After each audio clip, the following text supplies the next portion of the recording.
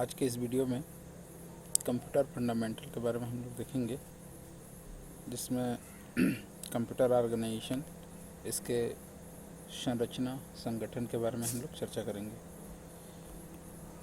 चलिए देखते हैं।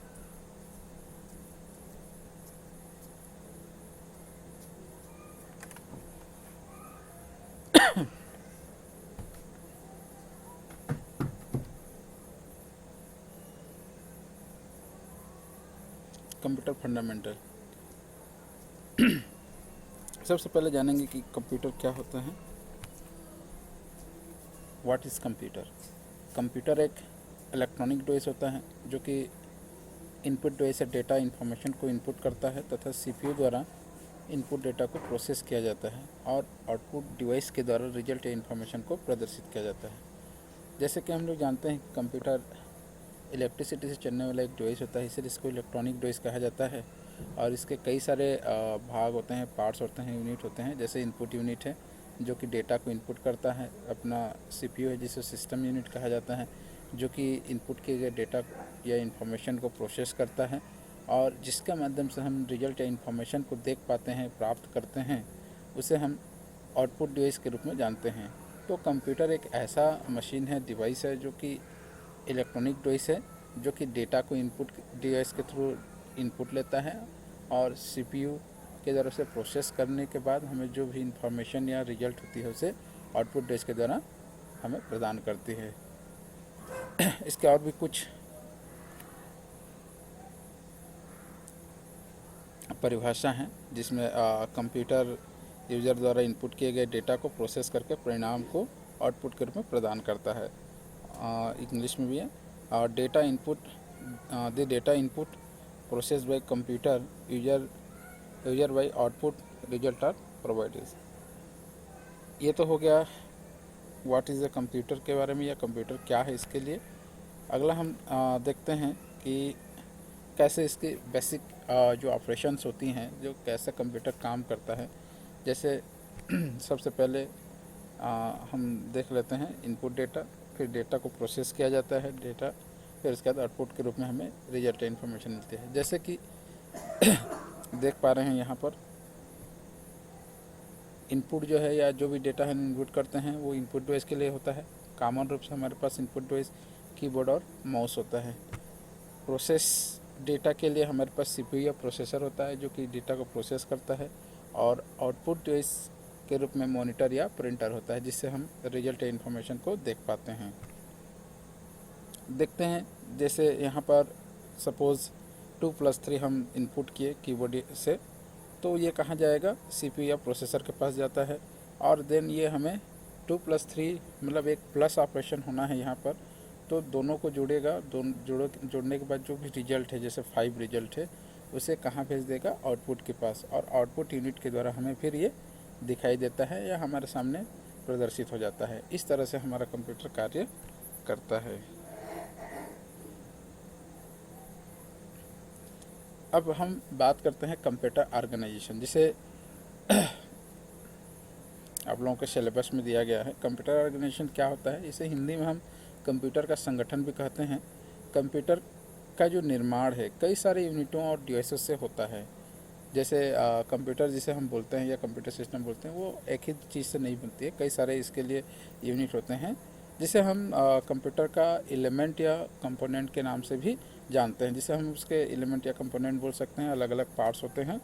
ये सारे यूनिट और डिवाइसेस साथ मिलकर काम करते हैं। मतलब सारे यूनिट, ये जो एलिमेंट्स होते हैं वो आपस में एक दूसरे से मिलकर काम करते हैं। मतलब सारे एक दूसरे से कनेक्टेड रहते हैं, तभी हम उसमें काम कर पाते हैं। इसलिए कंप्यूटर को कंप्यूटर सिस्टम कहा जाता है। मतलब सिस्टम क्या होता है? कई सारे पार्ट्स, कई सारे एलिमेंट्स जब आपस में जुड़ के किसी एक उद्देश्य को पूरा करते हैं तो उसे सिस्टम कहा जाता है। और कंप्यूटर हमारा एक ऐसी ही सिस्टम है जिसमें इनपुट यूनिट अलग है, आउटपुट अलग है, आपके सिस्टम यूनिट अलग है, मेमोरी यूनिट अलग है। बहुत सारे अलग अलग पार्ट्स हैं जो कि आपस में मिल के काम करते हैं, इसीलिए हम कंप्यूटर को कंप्यूटर सिस्टम कहा जाता है। कंप्यूटर को 4 यूनिट में ऑर्गेनाइज किया जाता है, जैसे कि इनपुट, CPU, मेमोरी और आउटपुट यूनिट। ठीक है, इन्हीं सब चीज़ों से मिलकर हमारा कंप्यूटर का निर्माण होता है, ऑर्गेनाइज होता है। तो सभी के बारे में थोड़ा थोड़ा देख लेते हैं। जैसे कंप्यूटर की संरचना या एनाटॉमी ऑफ कंप्यूटर, उसी को संगठन के रूप में भी हम देख सकते हैं। जैसे होता है CPU, जिसको पूरा नाम सेंट्रल प्रोसेसिंग यूनिट होता है, input unit, output unit, storage device और कम्युनिकेशन इंटरफेस। सबके बारे में थोड़ा थोड़ा देख लेते हैं। ये हमारा बोलना चाहिए CPU का या हमारे पूरे सिस्टम का ब्लॉक डायग्राम है, किस तरह से कार्य करता है। जैसे सबसे पहले हम क्या करते हैं, प्रोग्राम या डेटा को हम क्या करेंगे, इनपुट करेंगे। किसके द्वारा, इनपुट डिवाइस के द्वारा। फिर यह जो डेटा है या प्रोग्राम है वो सर्वप्रथम जाता है प्राइमरी स्टोरेज के पास, जिसे रैम या रोम कहते हैं, या रैम ही बोल सकते हैं, जो कि मुख्य मेमोरी होती है। फिर वहाँ से कंट्रोल यूनिट के पास आता है। कंट्रोल यूनिट क्या करेगा, पूरे सिस्टम को नियंत्रण करने का काम करता है। मतलब जो डेटा या इन्फॉर्मेशन इनपुट की गई है वो किसके लिए है, किस तरह का उसमें ऑपरेशन परफॉर्म होना है, ये देखने के बाद उस कार्य को, उस टास्क को उस संबंधित यूनिट के पास भेजने का काम करता है। फिर यदि अगर उस ऐसी कोई कार्य है जो कि गणितीय कार्य है या तार्किक कार्य है, तो उसे वो अर्थमेटिकल लॉजिकल यूनिट की ओर भेजेगा। या फिर ऐसी कुछ डेटा है जिसे हमें उसे परमानेंट रूप से या स्थायी रूप से उसको हमें स्टोर करके रखना है, तो सेकेंडरी स्टोरेज की ओर जाता है। और उसके बाद उसमें जो भी कार्य होना है, होने के पश्चात उसका जो आउटपुट होता है उसे हमें रिजल्ट या इन्फॉर्मेशन के रूप में बाहर यूजर के लिए शो कर देता है। इस तरह से हमारा कंप्यूटर कार्य करता है। इनपुट यूनिट्स क्या होता है, देख लेते हैं। इनपुट डिवाइस कंप्यूटर पर डेटा भेजने के लिए उपयोग किए जाने वाला हार्डवेयर या पेरिफेरल डिवाइस होता है। हार्डवेयर तो जानते ही हैं, हार्डवेयर कंप्यूटर हमारे दो चीज़ों से मुख्य रूप से बनता है, हार्डवेयर और सॉफ्टवेयर। हार्डवेयर क्या होता है, ऐसे पार्ट्स, कंप्यूटर के ऐसे पार्ट्स जिसे हम देख सकते हैं, छू सकते हैं, मतलब ऑल फिजिकल थिंग्स, मतलब सारे फिजिकल पार्ट्स जो हैं वो हार्डवेयर के रूप में होते हैं। सॉफ्टवेयर का होता है, सॉफ्टवेयर कई सारे इंस्ट्रक्शनों और कई सारे कोड्स होते हैं, कोड्स हो सकते हैं, इंस्ट्रक्शंस हो सकते हैं, या हम ऐसे ही बोल सकते हैं कि ऐसे भाग, कंप्यूटर का ऐसे भाग जिसे हम देख सकते हैं, महसूस कर सकते हैं, लेकिन उसे छू नहीं सकते, वो आपके होते हैं हार्डवेयर पार्ट्स, सॉफ्टवेयर पार्ट्स होते हैं। तो इनपुट बेस क्या होता है, हार्डवेयर पार्ट्स होता है, हम इसे छू सकते हैं, देख सकते हैं, महसूस कर सकते हैं। साथ ही इसे पेरिफेरल डिवाइस भी कहा जाता है। ऐसा क्यों, क्योंकि ऐसे हार्डवेयर जो कि CPU के साथ अटैच करने के लिए हमें केबल की आवश्यकता पड़ती है, उसे पेरिफेरल डिवाइस कहा जाता है। प्रोसेसिंग अगला है, इसमें प्रोसेसिंग, डिस्प्ले, स्टोरेज और या ट्रांसमिशन के लिए इनपुट डिवाइस से यूजर कंप्यूटर के साथ कम्युनिकेट करता है और इंस्ट्रक्शन और डेटा फीड कर सकते हैं। ये हैं आपके कॉमन इनपुट डिवाइस, कीबोर्ड और माउस, सभी लोग जानते होंगे। आउटपुट डिवाइस क्या होता है, कंप्यूटिंग में output device computer hardware equipment है जो कि टास्क को करने के लिए इंफॉर्मेशन प्रोसेसिंग सिस्टम जैसे कंप्यूटर से डेटा प्राप्त डेटा और कमांड का उपयोग करता है। इसे इंफॉर्मेशन प्रोसेसिंग सिस्टम द्वारा किए गए डेटा प्रोसेसिंग के परिणाम होते हैं जो कि इलेक्ट्रॉनिक रूप से तैयार किए जाने वाली होती हैं। इंफॉर्मेशन को ह्यूमन रीडेबल फॉर्म में बदल देता है। इसको थोड़ा सा हम अपने शब्दों में बात करते हैं। कंप्यूटर के ऐसे भाग या ऐसे इक्विपमेंट या कंपोनेंट या ऐसे यूनिट जिसके माध्यम से हम प्रोसेस किए गए डेटा की जो रिजल्ट या इन्फॉर्मेशन होती है उसे हम देख सकते हैं, प्राप्त कर सकते हैं, उसे हम आउटपुट डिवाइस बोलते हैं। ये आउटपुट डिवाइस जब किसी भी प्रोग्राम को, डेटा को CPU द्वारा या हमारे कंप्यूटर द्वारा प्रोसेस किया जाता है तो वो मशीन कोड्स में होती हैं। मतलब उसे ह्यूमन या जो यूजर होता है उसे वो पढ़ नहीं सकता है, क्योंकि वो मशीन कोड में होती हैं। और जब प्रोसेस करने के बाद उसे आउटपुट की ओर, आउटपुट यूनिट में भेजा जाता है, तो आउटपुट यूनिट उसे क्या कर देता है, ह्यूमन रीडेबल फॉर्म में बदल देता है और हमारे पास हम देखते हैं तो हमको वो समझ में आ जाता है। ये इसका काम होता है। अगला हम देखते हैं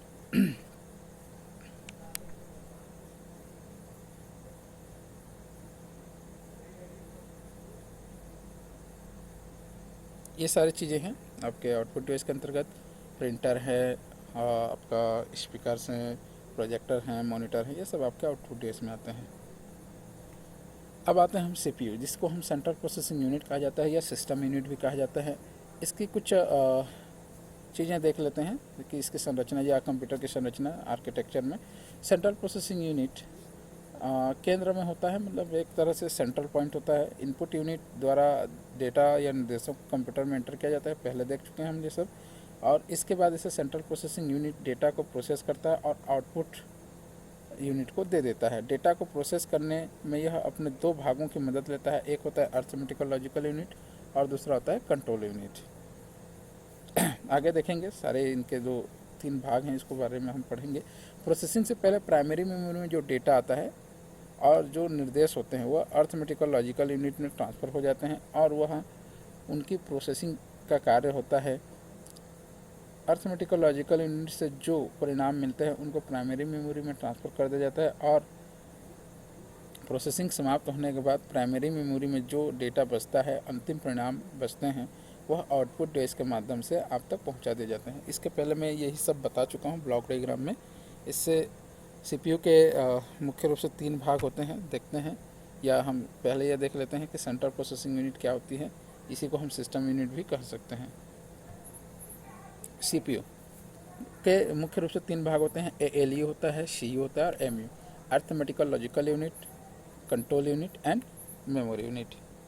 एक एक करके देखते हैं। अरिथमेटिकल लॉजिकल यूनिट जिसको एएलयू कहा जाता है, क्या होता है? सीपीयू का वह भाग या अरिथमेटिकल लॉजिकल यूनिट अंक गणितीय गणना, अरिथमेटिक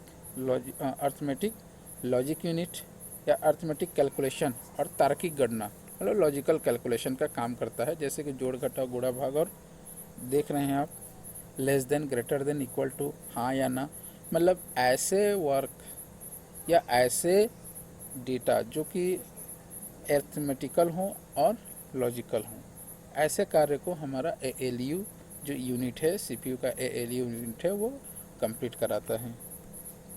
अगला देखते हैं सीयू, जिसे हम कंट्रोल यूनिट के रूप में भी जानते हैं या कंट्रोल यूनिट कहते हैं।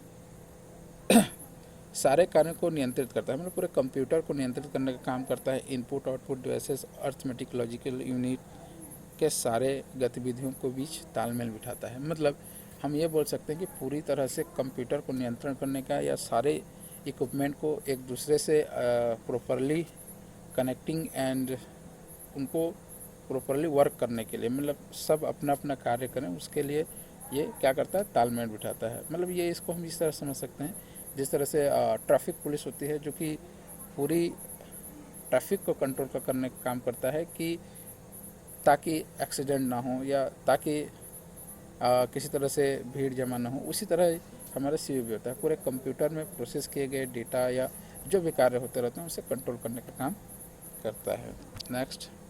नेक्स्ट होता है MU, memory unit. Computer memory एक मनुष्य के ब्रेन की तरह होती है। जैसे कि हम मनुष्य के अंदर में जो ब्रेन होती है वो क्या करता है? डेटा स्टोर करके रखता है, हम बातों को याद करके रखते हैं, जो पुरानी बातें हैं उसे हम वर्तमान में यूज़ कर लेते हैं। वैसे ही कंप्यूटर में मेमोरी मनुष्य के ब्रेन की तरह होता है। इसका इस्तेमाल डेटा और इंस्ट्रक्शन को स्टोर करने के लिए किया जाता है। कंप्यूटर की मेमोरी कंप्यूटर में स्टोरेज स्पेस लोकेशन है जहां डेटा को प्रोसेस किया जाता है और प्रोसेसिंग के लिए आवश्यक इंस्ट्रक्शन को स्टोर किया जाता है। मतलब हम थोड़ा सा अलग से इसका परिभाषा मैं दे देता हूँ। कंप्यूटर का वह भाग जहाँ पर हम डेटा या इंफॉर्मेशन को स्टोर करते हैं वह मेमोरी यूनिट कहलाती है। मेमोरी यूनिट मनुष्य की ब्रेन की तरह होती है, जैसे मनुष्य का जो दिमाग होता है वैसी होती है। कंप्यूटर का दिमाग समझ सकते हैं, आप मस्तिष्क समझ सकते हो, जहाँ पर डेटा इन्फॉर्मेशन को हम स्टोर करते हैं। मेमोरी 2 तरह के होते हैं, प्राइमरी मेमोरी होता है, सेकेंडरी मेमोरी होता है। प्राइमरी में रैम और रोम आते हैं, सेकेंडरी में magnetic tape, hard disk, floppy disk, compact disk, pen drive, SD card, ये सारे आपके मेमोरी के अंतर्गत आते हैं।